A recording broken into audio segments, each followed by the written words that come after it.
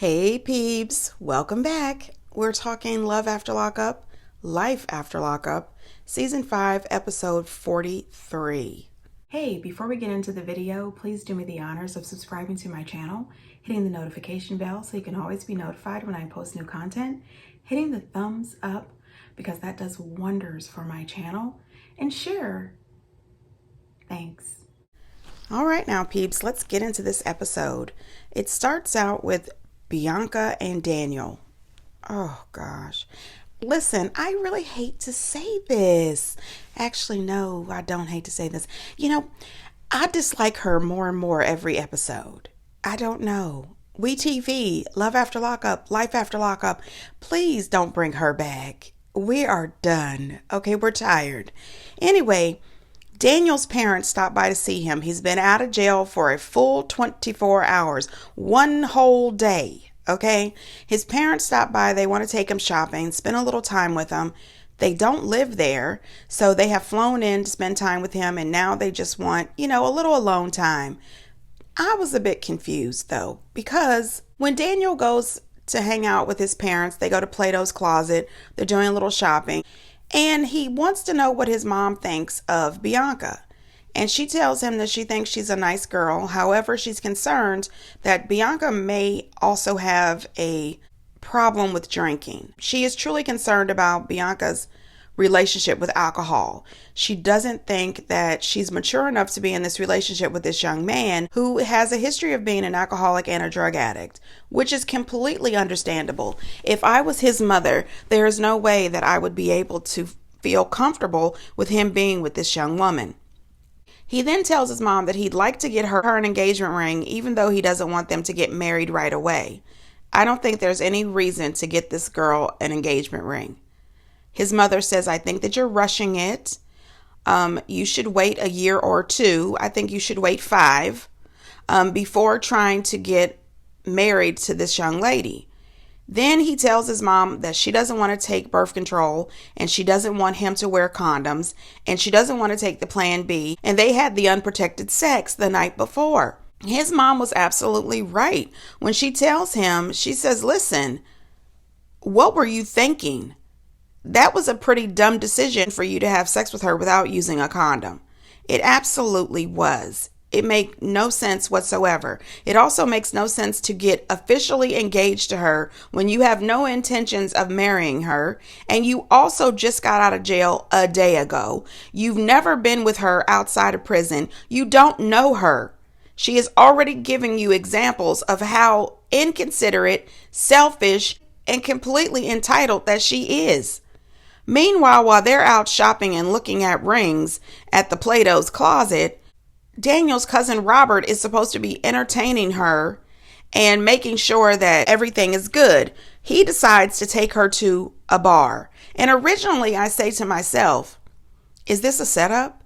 Is he trying to prove to the family that she can't control herself? But this dude goes to the bar and he gets drunk himself. I said, well, what the shit? What is going on? They're sitting at the bar talking. Bianca, first of all, is sharing way too much information with this dude. She lets him know that she's not happy with the sex that her and Daniel are having. Daniel just wants to stick it in. First of all, the man has been in jail for 5 or 7 years. This is the first sex he's had in all of that time. And she was expecting flowers and foreplay, which, listen, as a woman, I want the whole thing too. I want the full package. Don't give me any of this a la carte bullshit. I feel you. But the man just got out of jail. You're expecting a little much right off the rip. And it looks like to me that cousin Robert might be attracted to Bianca. Something is not right there. She's telling him she doesn't understand why his mom thinks that she would cause a relapse. Really? Oh. Okay, so they just showed us that in 30 minutes, she has had 2 full vodka cranberries plus a shot. He has had 2 drinks as well. It's 30 minutes and y'all have chucked down quite a bit of liquor. I think that that's one of the reasons why his mom would think that you would be the cause of a relapse. I also could see very easily a drunk Robert and a drunk Bianca having the sex. Now, Daniel and his family get a little ring at the Plato's Closet. They get him some outfits. The total comes up to less than $80. And they head over to this bar, only to get there and find a very drunk Bianca and a drunk Robert. Daniel says, I can't believe you did this. I can't believe that you're drunk like this. And she doesn't give a damn. She's smiling and laughing in his face. He says, this is very triggering. And he says, now I want a drink. I want a shot. And she says, take a shot. And his mom, oh my God, the look on his mom and dad's face. Daniel says, that was a test. And you failed miserably. I was just testing to see if you would stand beside me and talk me out of drinking the shot. But you're encouraging drinking the shots. She is not for him. She really isn't. Then he goes outside because he needs some air. He needs to clear his head. She's trying to talk to his mom. The mom doesn't want to hear it. She says, we'll talk later when you are sober. She was lit up. I'm telling you. Then he tells her that they need to talk. They go outside to have this conversation, and she's trying to hug him and kiss him. And he's like, listen, you smell and most likely taste like alcohol, which would be extremely too much, extremely triggering for me. No, I don't want to do it. Don't you want to hug me? Don't you want to kiss me? She is absolutely not it. She was extremely callous regarding this man's feelings and what he has been through, regarding his parents and everything they have gone through. They have lost a child to drugs and alcohol, and they are trying to save the one that they have. And she is just smiling and laughing in their face. You just told the cousin that you didn't want to take the plan B. It's possible you could be pregnant. You want to have a baby. You've got baby fever. However, you're sitting here drinking and you want to get pregnant. So I'm thinking that if you do get pregnant, are you going to be the pregnant woman who also drinks? I think that she definitely does have a problem with alcohol. She also wanted to drive her and Daniel home. Daniel's mom said, no, we will drive you both home. You have just barely survived a drunk driving car accident. And here you are out here trying to drive drunk. Where are her parents? Where's her people? Where's her village? Somebody needs to get this little young girl some help. I was really proud to see that Daniel called her out. He called her out for all the bullshit. He said he's not here for this. She is trying to break his sobriety, and he is not on that anymore. He wants to stay sober. He wants to be clean. He wants to get a job and start being responsible. She is doing too much. This is the same lady that wants to marry him, but you're encouraging him to take the shot. Then when they get back to the house, she is so drunk she can't even unlock the door. He has to unlock the door. Then he tells her that he's going to sleep on the couch. He doesn't want to be in the same room with her. He needs a moment. He tries to have a little conversation with her, and she tells him that his sobriety is his problem, buddy. I mean, really? If you are really in love with someone and you want to have a family with them, you want to have a future with them, and you know that they have a history with alcohol and drugs, the last thing you want to do is behave like this and then tell them that that's their own fucking problem, buddy. That's disgusting. Daniel really needs to see if he can get his probation moved to his mother's house. You need to go on home and be with your family.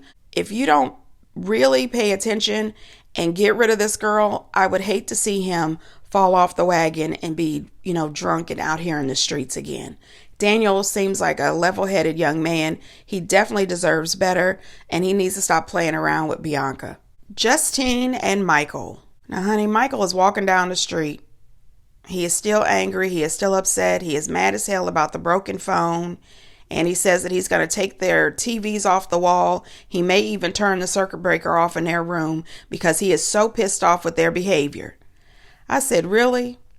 Well, what kind of punishment are you going to give yourself? Okay, you are supposed to lead by example as a parent. You are angry with him for breaking his phone, but you punch a hole in the damn wall. Absolutely not. Your behavior is not okay. And I was thinking that if I was Justine, I wouldn't want to be around that. And I wouldn't definitely not want it to be around my children. You need some anger management. He's talking about how he's so upset. He's more angry at the fact that he has to work and that he has put his rap career on hold. And Justine has that high risk pregnancy. These all sound like problems that you and Justine's immature asses have brought on yourself. First of all, Justine knew right off the rip when that last doctor told her this is a high risk pregnancy, do not do this again. She still went ahead and you and her got pregnant anyway. Number two, you don't want to work. Shit, most of America wish they didn't have to go to work, but we do. Especially when you go around and you have 8 children total and 1 on the damn way. If you want to be out here fucking and creating children, you need a damn job, okay? And at this particular age, you are in your late 30s. Give up the damn rap career. When Justine successfully, hopefully, has this new baby, send her ass back to work. You guys cannot survive on income with 9 children. I'm just saying, this is ridiculous. I did appreciate that Justine did confront him about his behavior in front of the children, and she did let him know that she is not okay with it. She is not okay with his anger and that he needs to deal with it. Get some help for your anger management. This is not a good look in front of the children. It really isn't. This dude actually does go upstairs and takes their TVs. Takes the TVs right off the wall. I have no idea if he turned off the breaker or what. I would also like to know exactly how long have they been living in that house, because the house does not look like it is fully furnished. It also doesn't look like there's any organization in the house. There's stuff all over the place, including all over the floors. I don't know what's going on there, but we need to start getting a little organization. There's enough people living there that we can all get together one Saturday afternoon and put this place back together. I'm just saying. Justine was absolutely right in her thinking that if anything does happen to her, Michael can't take care of all those children by himself. So she does need to come up with some sort of backup plan. Now, Michael's spending time with his oldest daughter. I'm going to tell you right now, I really hope that she can get some kind of scholarship and go to another college somewhere in another state and live her best life. Because right now I feel as if she is being treated as a babysitter. I feel as if she was a babysitter back at home and she's a babysitter here. But at the same time, I think she's got more sense than Michael ever had.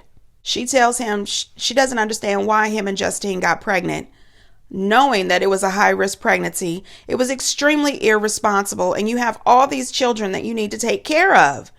This is not okay. But then Justine really takes the cake. We see her talking to her 18 or 19-year-old daughter, Kylie. Kylie is a freshman at the University of Las Vegas, and she is living her best life.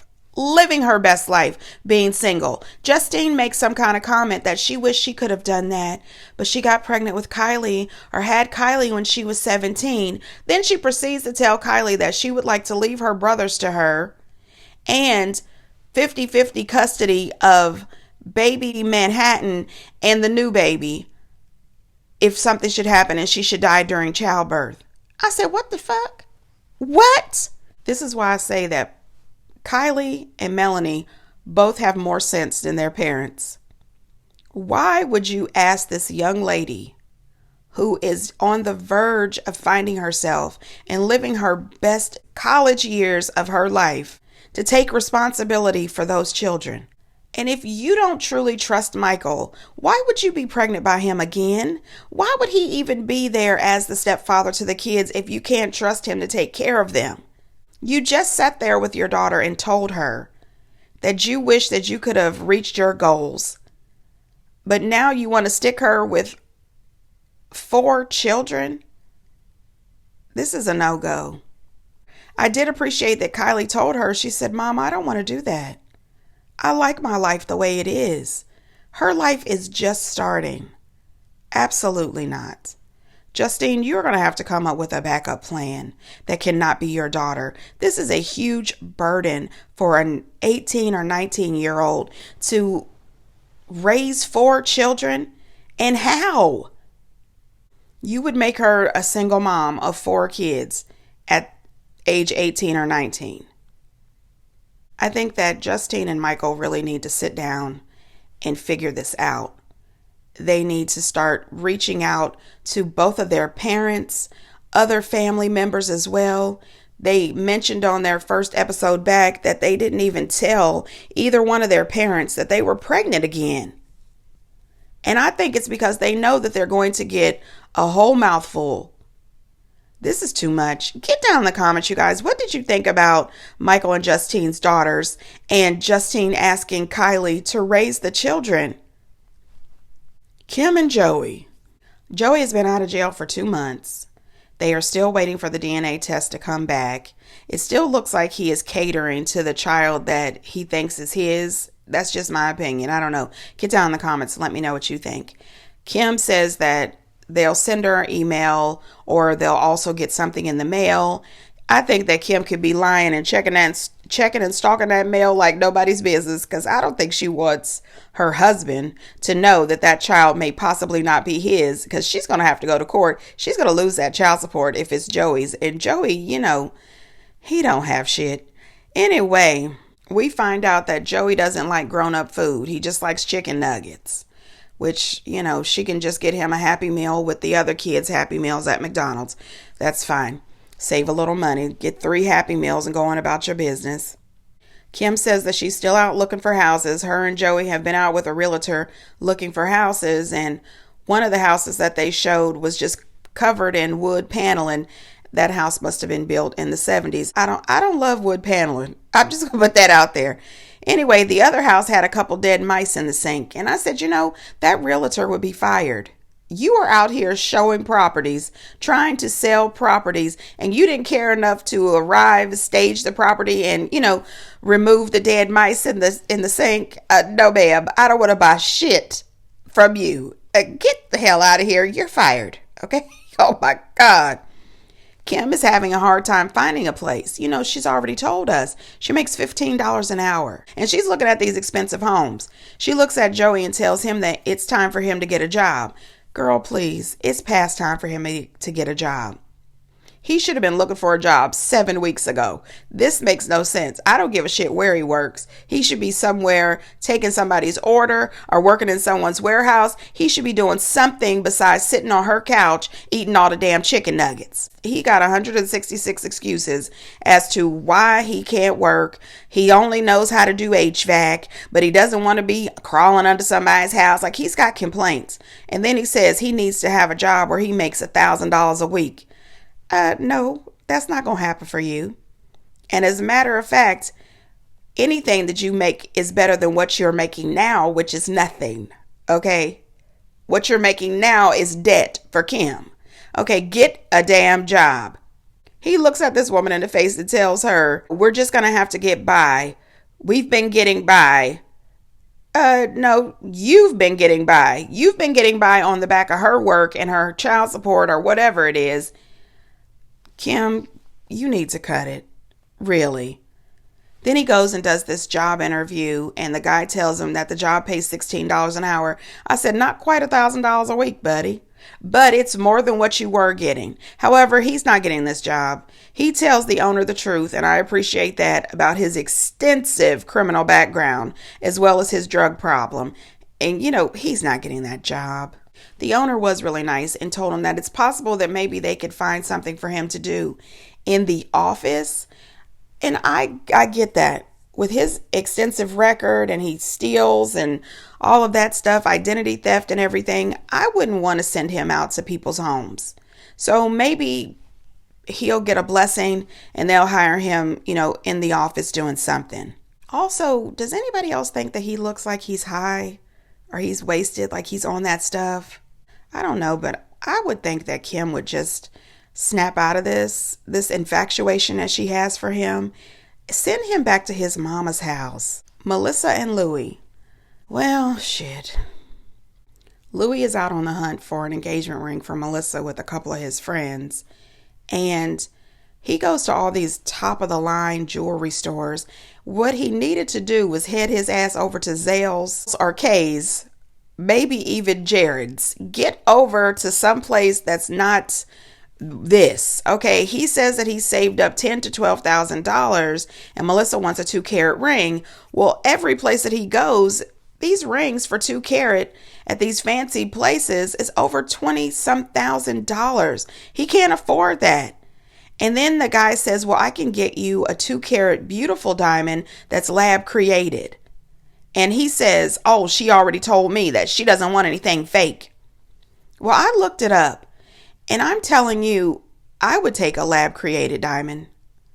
I don't think there's anything wrong with them. They are, according to Google, just as good as natural diamonds. They're just made in a laboratory. And I think it's safe. You know what I mean? Anyway, for his money and the situation, I would have brought her a very beautiful lab created diamond and would not have told her. She don't need to know. That marriage ain't going to last any damn way. Anyway, he ends up doubting if he should get married. Oh my gosh, it costs so much, but she deserves this, she deserves that, she don't deserve shit. Anyway, after a while, the jeweler gives him a discount. I think WeTV probably had something to do with it, but the jeweler gives him a discount. He was originally thinking that he was going to charge him $20,000 or $23,000 for this ring. I think it was $23,000. And he ends up giving him a discount and selling it to him for $18,500. Louie says that's way over $6,000 more than he anticipated, and it's every dime that he has in his savings account. And he buys this ring. And I really hate this for Louie, because I don't think that Melissa really is the right girl for him. I think that she is delusional. I think that she is selfish. I think that she is too needy. And I don't think that their relationship will last at all. Get down in the comments. What do you think about Louie spending $18,500 on a ring for Melissa? Britney and Kerok. All right. So Kerok has been out of jail for 9 months. They are still living at the government motel. They have been there for 30 days.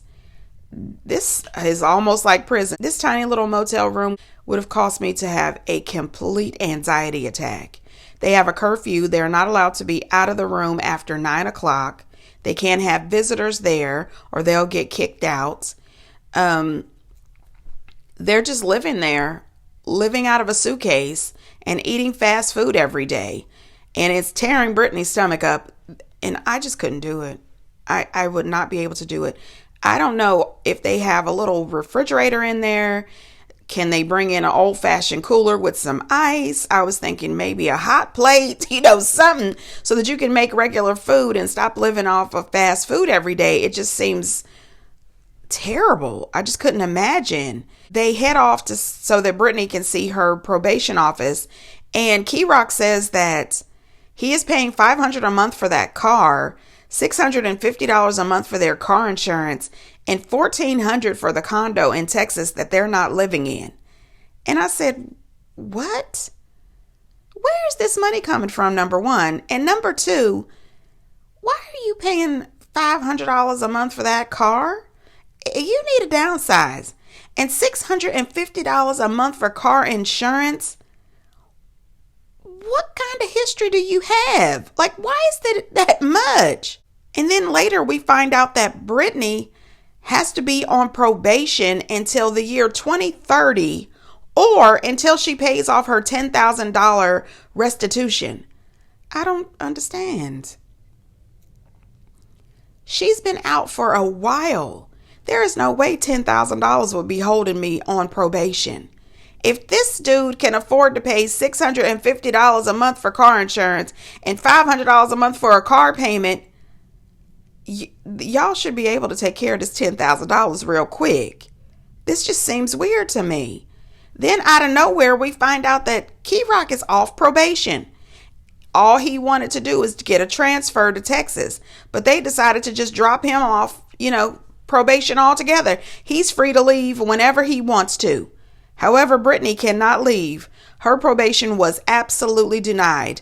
They do not want two felons living together down in Texas. They are not going to approve it. And she says that she doesn't understand. Kerok is off probation now. He is off probation, but Kerok is still a felon. But the probation officer did let her know. She says, well, you guys aren't married. And she needs to wait another 45 days so she can appeal this situation again. And she says that she's going to have to live at her aunt's house.